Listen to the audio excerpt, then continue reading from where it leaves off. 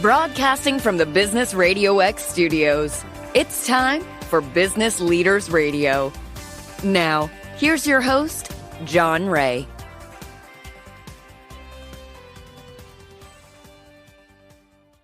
And hello again, everyone. Welcome to another edition of Business Leaders Radio. I'm John Ray, and folks, this is going to be a great one. I've been looking forward to welcoming Ryan Kauth with us. Ryan is with Kauth Associates. He's also the host of the Fractional Executive Podcast. Ryan, welcome. Thanks, John. Thanks for having me. Yeah, absolutely. Thanks for coming on.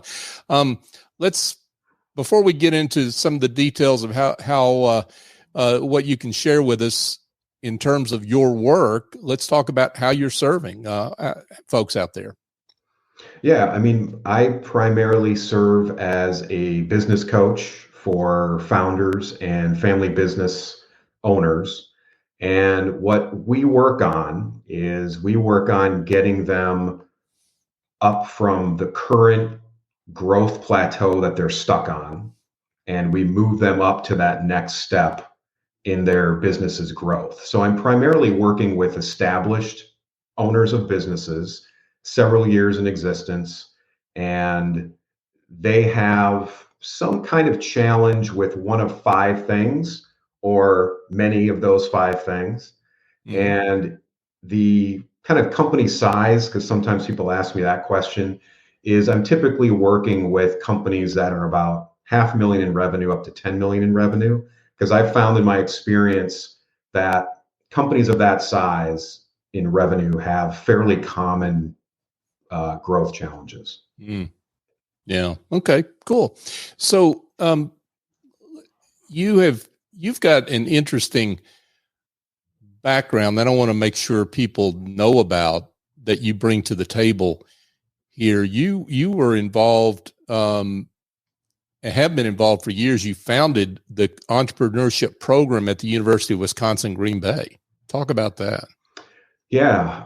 When I was, early on in my career, so first of all, that's where I went to undergrad. So that kind of thing tugs at my heartstrings a bit. It was a great place for me, spent several years there, obviously, and it was a really good growth place for me professionally. Mm-hmm. I got that first real job out of college about a year into that. And again, the company I was working for was fantastic, great family-owned company. But about a year into it, I realized that that current role that I had was not what I wanted to do. Talked to some people that I knew, kind of went forward, did a lot of reading. I've read dozens, hundreds of books. And what that did was it kind of got me into what I wanted to do next. And what I did next was I started helping friends start businesses. And then I got a referral and somebody paid me to do it, which I thought was the best thing ever. Right. And so I just kept doing that. And that was early on in my career. Mm-hmm. I went to get an MBA because I wanted to learn more about the accounting side of business. I thought that was kind of my weakness, but actually during that time, I met more people who then kind of focused me more on business coaching.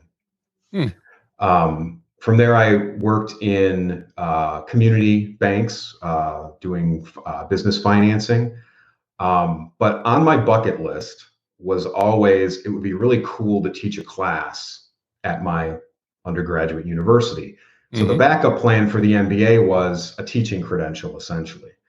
I actually got a teaching job at a different university before my MBA was over, which was probably not, I don't want to say that was not legal to do for them, but I wasn't done with it yet. But I had a really wise person tell me, well, if you want to teach a class at some point, why don't you just throw some resumes out and teach one now? And I thought, well, that's not a bad idea. So about a year later, I got this first teaching job. I told one of my advisors from my undergraduate university that I had this job. And he said, well, in fall, I have this administrative role that's going to be new for me, and I need to offload one of my classes. Do you want to teach it? And I was like, that was my bucket list, right? Yeah. So I did that. And then they didn't have anything else, any other openings. And I was really happy. I kind of checked it off the bucket list, but then I was kind of like, I really like doing that. I wonder if I could do it again. Taught at some other universities as an adjunct. And then I worked at the Small Business Development Center at UW Green Bay. In that role, and again, kind of what I'm doing now, coaching and consulting with small business owners, the associate dean came into my office and said, I've realized that a lot of the students here go and work in small businesses, and we really don't have a class that teaches that. So it's kind of like your teaching pricing story, John, very familiar, right? Right. The same thing. And so I developed this class, and it filled up. And then they put it out there kind of as this temporary experimental class, and it filled up again. A semester later, that same associate dean came into my office and said, we are going to hire a full-time lecturer for entrepreneurship and these types of classes. I'm just telling you because I'm going to post it and it's going to close in 30 days. So I had a decision to make. I had some other opportunities that were really good, but I chose that one. And so that then put me on a 5-year trajectory of building this entrepreneurship program at my alma mater, which again is certainly one of the probably the most satisfying things I've ever done. That's awesome. What a great story. And and just to give our audience context, before we came on, we were just talking about pricing, which is a subject I'm passionate about, and that only 9% of business schools in this country, last time I saw the stat, have a course on pricing, and entrepreneurship is not that much better. I don't know what the stats are, but that is not that much better. And so kudos to that associate dean and all her colleagues at UW Green Bay for seeing the light on that. Kudos to them for sure. Yeah, I agree. I mean, it's not often that in my experience that, a student need comes forward and a business school makes a new hire, for that particular need. So I agree. Yeah. Good stuff. Well, let's get into your business coaching practice and let's just talk about the value of having a business coach. I mean, some of the businesses you're talking about, you're in terms of size, $500,000 up. You may be the first business coach they've hired, right? I mean, they haven't had one before. So talk about why they should have one and what makes a successful relationship. Yeah, that's a good point, John. I typically am. Once in a while, I will get referred in by another coach. So for example, it's pretty common for me to get referrals from executive coaches. They're working with that particular business owner, but they're working, on their own professional development, not on the development in the organization itself. So, my approach to business coaching might be a little bit different. But essentially, we talk about 5 different areas. We talk about marketing, operations, financing, org culture, and then their own executive leadership development. And when we talk about that, we talk specifically about them going from that functional executive, meaning they have an area of expertise, could be finance, could be marketing, could be sales, could be operations. But what they really need to do next is become more of a strategic, and I might even say visionary leader of their company. So they no longer have that functional role. And as many small business owners understand it, they're kind of a multiple fractional executive in their company, right? They're running sales, they're running operations, they're running finance maybe even. And so they're kind of again, they're a fractional executive in their company.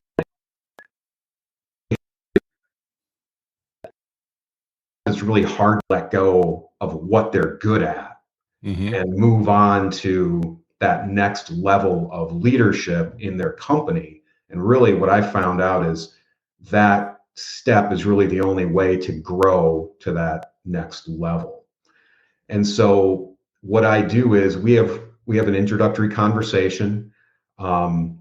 Typically what I hear today from some of these founders, established founders and family business owners is basically kind of one of two things. It's typically my spouse or significant other can't stand me right now. I'm way too frustrated and too hard to live with and things like that. We're not talking about like the D word. It's not that level, but it's kind of like, I don't really want to take a vacation with you right now. You know, that kind of a thing.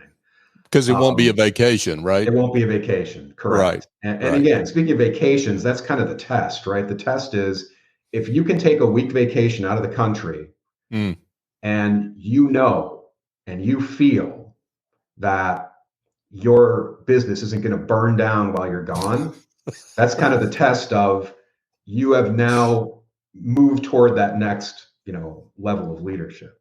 Yeah. Anyway, and the other thing I usually hear is that they're losing employees, even though there might even be an award-winning company to work for.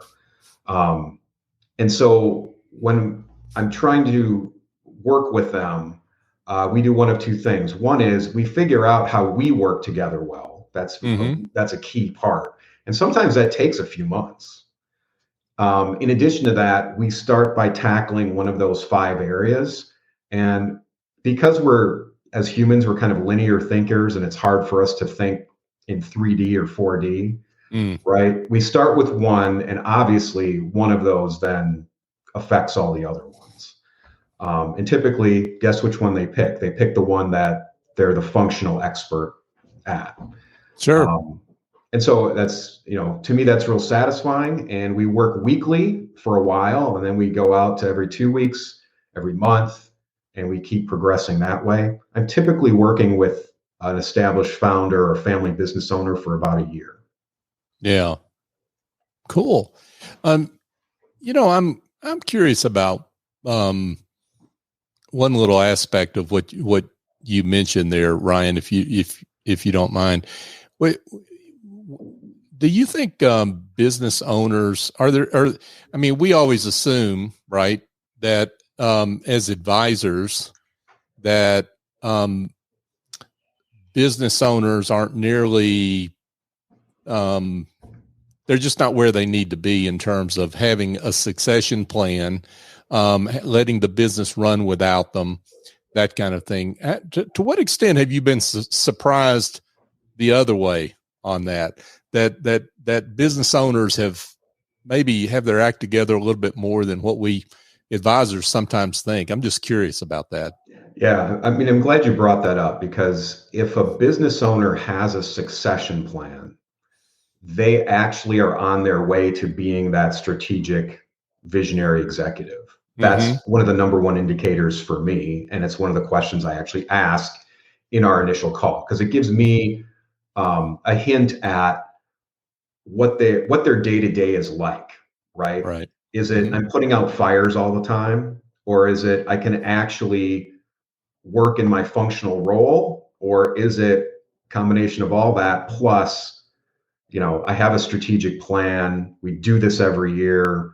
I involve my key leaders as well as cross-functional folks in the business. So having that succession plan is so important, because I think the stat is close to that 9% you were talking about, that businesses have succession only about 10% of the time. Now, if you're a family business, you almost start that family enterprise with that idea in mind. So typically I'm going to find a family business is going to have a succession plan. Might not be well defined, might not be on paper quite right with all their advisors, giving input on that. But a lot of business owners I find in the kind of annual revenue range that I'm working with them on are typically thinking that their retirement is going to be selling their business. And if they're not intentional about that, their chances are, I think, lower than they think of that actually happening. And quite frankly, if I drive by a business that I've known has been there for a while and I see their doors have closed and there's an article in the local paper about this business closed and that's the end of the article, I mean, that saddens me. I missed an opportunity there to talk to them about that. Right. And if it's not me they work with, there are other resources out there that they can work with on those. And I'd much rather have a business stay in a community and have a succession plan and stay open, than not. Yeah, for sure. Folks, we're here chatting with Ryan Kauth. Ryan is with Kauth Associates. He's also the host of the Fractional Executive Podcast. We'll talk about his podcast here in a little bit. But you mentioned these 5 functional areas that you identify as key as you work with business owners. What 5 are those, and where do you see business owners? I mean, this is a general question, and everybody's got specific answers in their own circumstance. But where do you see business owners in these 5 areas generally doing well and not so well? Yeah, I mean, if you're talking about marketing, operations, financing, organizational culture, which has to do a lot with how they hire, onboard, retain, develop their talent, and then their own executive leadership development, again, going from functional to strategic. Most business owners are very good at operations. They've kind of figured it out, and they've kind of, that horrible analogy of we built the airplane as it's flying, which is impossible to do, but that's the analogy we use, which I hate, but I haven't found another one that's good. Right. They do that, and they're good at that. They might be really good negotiators on, getting things, cheaper than, the average person, for example. They might be really good at understanding, okay, here's how my business operates. I can even automate some of these processes, but typically they're still looking back and they're not being proactive. So what I mean by that is they're not thinking my business might triple in size, whether that's employees or revenue. And what I really should be doing with my operations is setting it up for success in the near future and even the distant future. It's really what works now. And the problem they usually come to is my customers have changed. And so when you think about COVID and how all of us changed as customers and buyers and patients and guests and whatever term we want to use for the folks that buy from us, just using that example alone, most people can relate to that. Yeah, my operations had to completely change because people did this during COVID, and then they expected to still have that post-COVID, right? Right. And so, there were a lot of really busy web development and e-commerce development companies during that time, right? Sure. If we don't have order online now, we better get it in the next few weeks. That kind of a thing.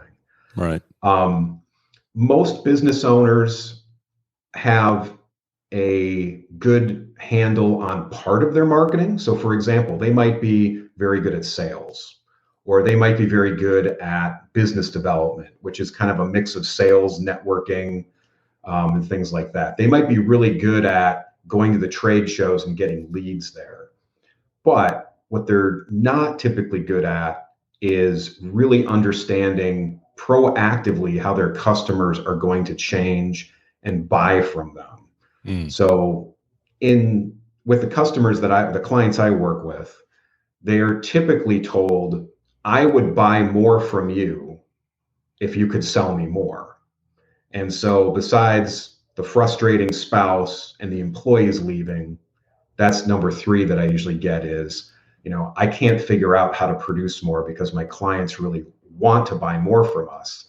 And I'm on this plateau of no growth, and I need to get to the next level so I can serve more customers. So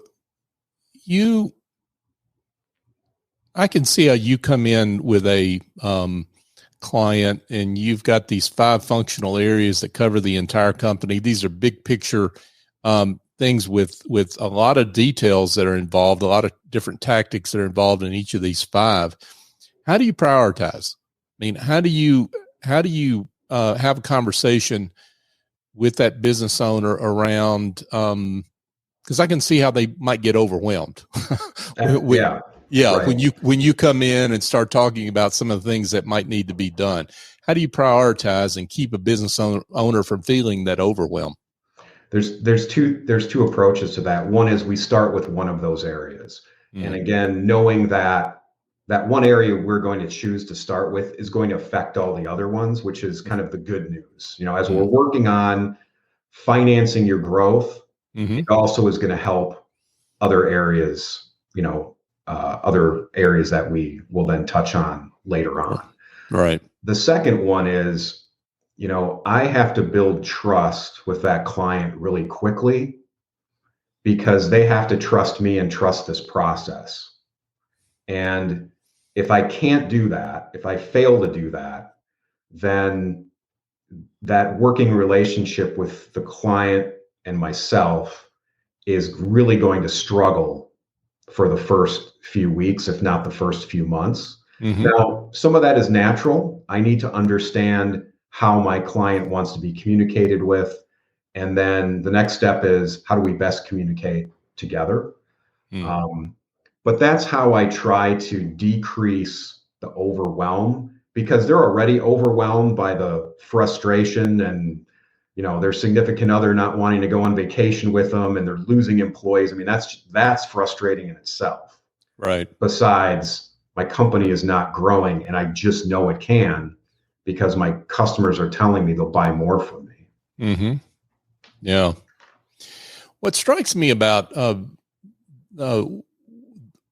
what you're identifying is reasons why someone needs to call you. The spouse wants to go on a real vacation, or, employees are leaving.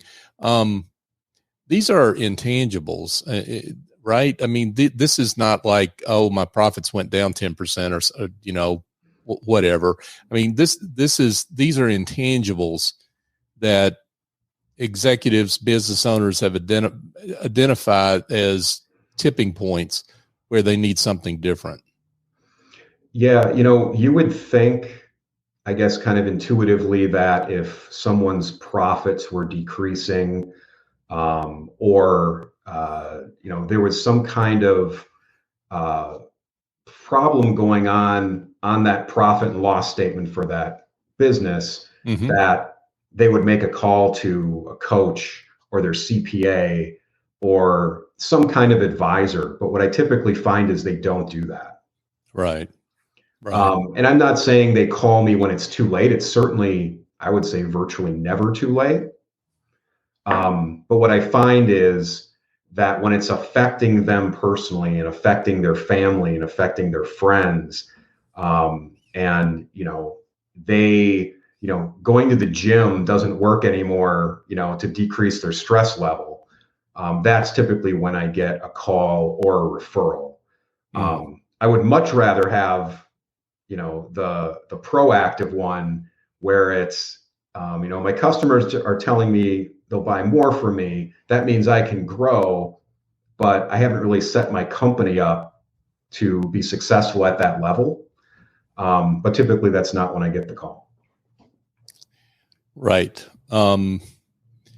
There's some sort of smoke from fire somewhere, right? Right. Yeah, that makes sense. So you've been the client here along the way, as it were, right? So you've Absolutely. hired business coaches. So you've been willing to take that medicine that you prescribed today. Talk about your experience with that, what you gained from that, and therefore why you're so passionate about why business owners ought to hire you as a coach. Yeah, I mean, first of all, I think one of the best coaches I ever had was my 7th and 8th grade basketball coach, because I am not a good basketball player. I mean, the most points I ever scored in a game was 8, right? I mean, that's not good, but he would put me in on defense. And he was really good at understanding the strengths of his players and kind of pulling that competency out of them. So for example, I could probably coach a 7th and 8th grade basketball team right now on the 2 full court press break plays that he taught me, as well as his entire set of offensive plays. Like, I remember them that much, right? And I'm not in 7th or 8th grade anymore, right? But the first professional coach I had, I hired and I learned one thing, and I spent 5 figures to do it. It's the one thing was focus. That's what she taught me. That was it. That was the lesson. And obviously I've never forgotten that. Periodically throughout my career, I've hired coaches, and it was typically, again, trying to proactively say, okay, I have a new position. I'm doing something different now. And there's one coach I actually hired twice at both of those levels, because even though I'm a coach, I also need coaching. I like to think I'm a coachable, teachable guy. I'm sure, like all my clients, I kind of struggle with some of those things, and I know I have. But I feel it's that important that, I need to do that. And in fact, I would say my current coach I work with now coaches me on my podcast and how to do a podcast and how to make it interesting, and things like that. Yeah. That's, and you're never too big for this, folks. I mean, and if you don't mind, I just finished Bernie Marcus's book, Kick Up Some Dust. And he talks about his friendship with Sam Walton, the founder of Bernie Marcus, co-founder of Home Depot, for those that don't know. He talks about his friendship with Sam Walton, who founded Walmart, and that the two of them used to do walk-arounds in each other's stores. They'd pick a market. They'd go to, let's call it Milwaukee, right? And would walk around each other's stores and point out to each other, what they saw that needed to be improved. These are men with Fortune 500 companies and boards of directors that are supposed to be doing things like this, right? Yet they saw value in having a coach. Yeah, absolutely. And I think, entrepreneurs learn best from other entrepreneurs. Without question, the research points to that as well. And I used to tell the students in my entrepreneurship classes that, don't tell my boss this, but you're going to learn more from each other in this class than you're going to learn from me. Yeah. And that's how it's going to be as you progress throughout your career, whether you are an employee throughout your career or you bounce back between employee and entrepreneur, or you're purely going to be an entrepreneur for your career. It's always going to be learning the most from other entrepreneurs and kind of others who have gone on before you. Yeah, for sure.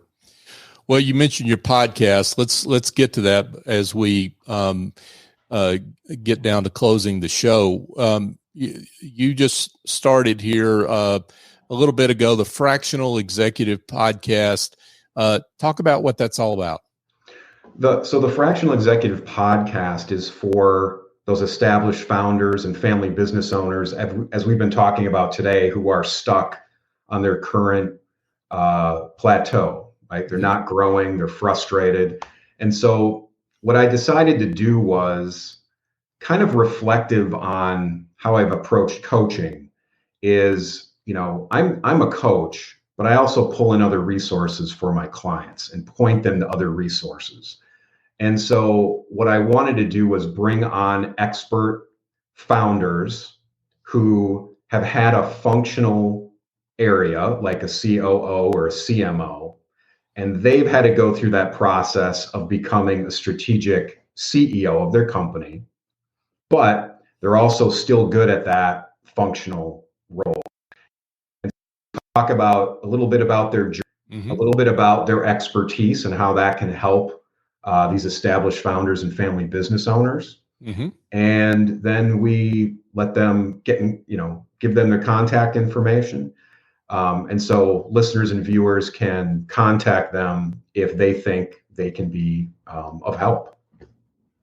That sounds pretty awesome. The great show with a lot of value there. Let's direct our viewers, listeners to where they can go to learn more about that, maybe subscribe to the show.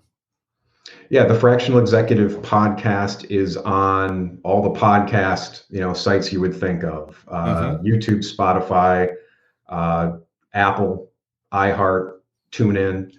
And I know there's others that the team is working on. And you can get a hold of me at my website, which is ryankauth.coach. I'm also pretty active on LinkedIn if you want to connect with me there. But yeah, I would love to talk to you.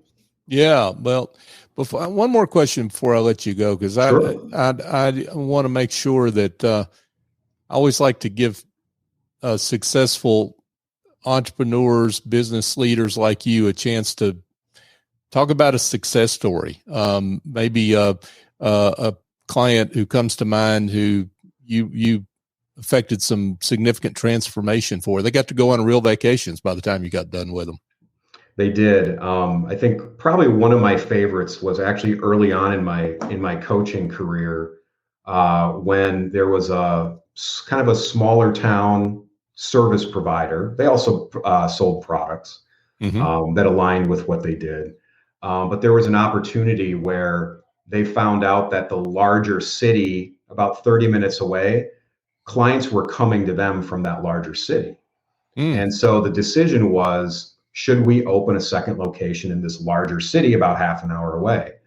The business owner kind of surveyed his really good employees. And again, he had great employees, and none of them wanted to be like the one, going down there. So I helped him basically set up that second location. I've driven by it, when I go to that larger town, it's still there. And so that was a really fun process for me, because it was me actually kind of boots on the ground coaching, which is a little different. And it is something that I do. But we set that second location up for success. We launched a big event to get people to that area. Did a little radio on it, which was fun for me. And then after that year, we had that set up and established, and it moved forward. And again, it's still there. Wow. What a great story. Folks, I can't imagine, again, there aren't some folks that would like to be in touch. So let's repeat that contact information that you gave, Ryan. Sure. My website is ryankauth.coach, or connect with me on LinkedIn. Terrific. Ryan Kauth, Kauth Associates. He's also the host of the Fractional Executive Podcast. Ryan Kauth, thank you so much for coming on Business Leaders Radio. John, I really appreciate it. Thank you. Yeah, thank you. Hey, folks, just a quick reminder as we wrap up here. I've got a new book coming out here later this year in 2023. It's called The Price and Value Journey, Raising Your Confidence, Your Value, and Your Prices Using the Generosity Mindset Method. If you want to know more about the book, get updates about its release, expected in the fall of 2023, go to pricevaluejourney.com. You can sign up to receive updates there. And also my podcast of the same name, The Price and Value Journey. So feel free to connect with me there.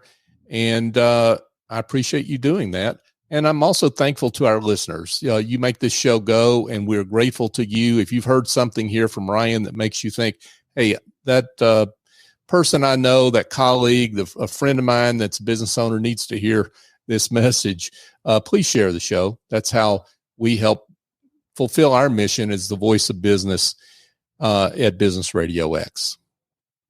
So for my guest, Ryan Kauth, I'm John Ray. Join us next time here on Business Leaders Radio.